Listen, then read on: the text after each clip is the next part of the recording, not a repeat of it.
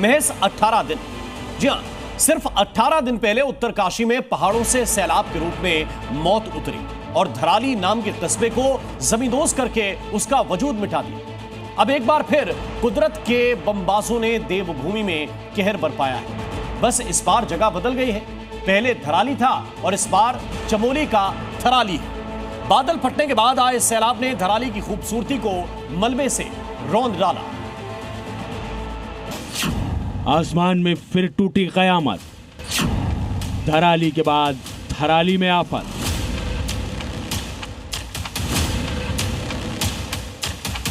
एक बार फिर देवभूमि में बादलों का कहर टूटा है।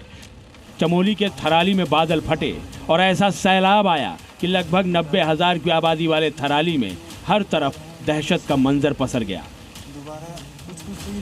पहाड़ से कीचड़, बोल्डर और पत्थरों का मलबा 80 से भी ज्यादा घरों को अपनी चपेट में लेता चला गया। घर, गाड़ी, मकान, दुकान, होटल सब कुछ मलबे में समाता चला गया। ये देख सकते हैं गाड़ियां पूरे मलबे में गाड़ियां। तब ये देखिए स्कूटी देखिए आप खाली स्कूटी देखिए कि कौन बोलेगा ये स्कूटियां हैं। ये देखिए, ये रानी बगड़ का नज़ारा है, यहाँ से लाइव आपको दिखाया जा रहा है। ये देखिए गाड़ियों के क्या हाल हो रखे हैं दोस्तों। गाड़ियाँ देखिए आप कैसी पिचकी हुई हैं और ये मंजर देखिए आप यहाँ का।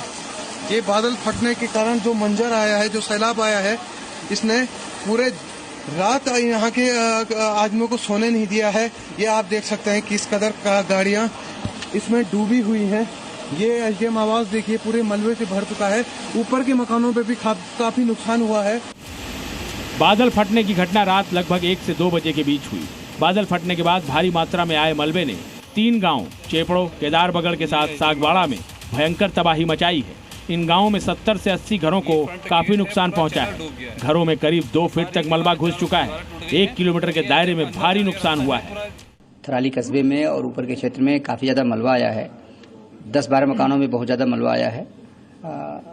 2 मकान ध्वस्त हो गए हैं और 10-12 मकानों के अलावा जो करीब 20-25 मकान है उसमें काफ़ी जल भराव हुआ है।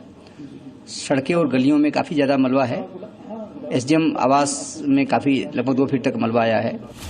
बताया जा रहा है कि थराली तहसील के टूंडरी गदेरा में बादल फटने की घटना हुई।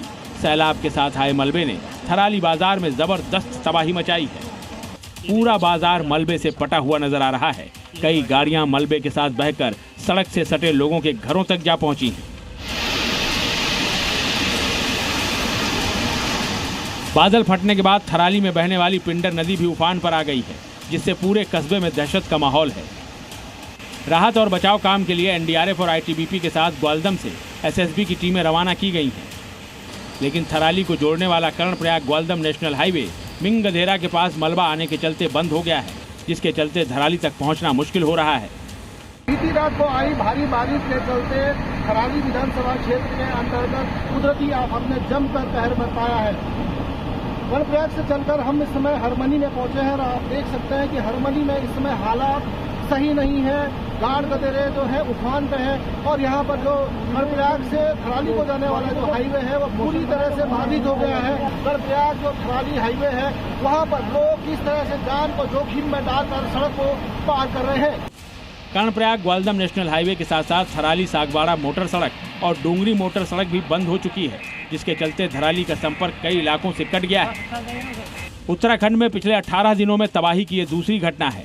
इससे पहले 5 अगस्त को धराली में सैलाबी आफत ने धराली का वजूद ही लगभग मिटा दिया। कई लोगों की जान चली गई, जबकि सैकड़ों लोग अब भी लापता हैं। अब थराली में धराली जैसी तबाही ने देवभूमि के लोगों को ये सोचने के लिए मजबूर कर दिया है कि आखिर बादलों को हुआ क्या है, क्यों वो बम बनकर इस सूबे में लगातार फट रहे हैं और इस कदर तबाही मचा रहे हैं। ब्यूरो रिपोर्ट, जी मीडिया। जी न्यूज़।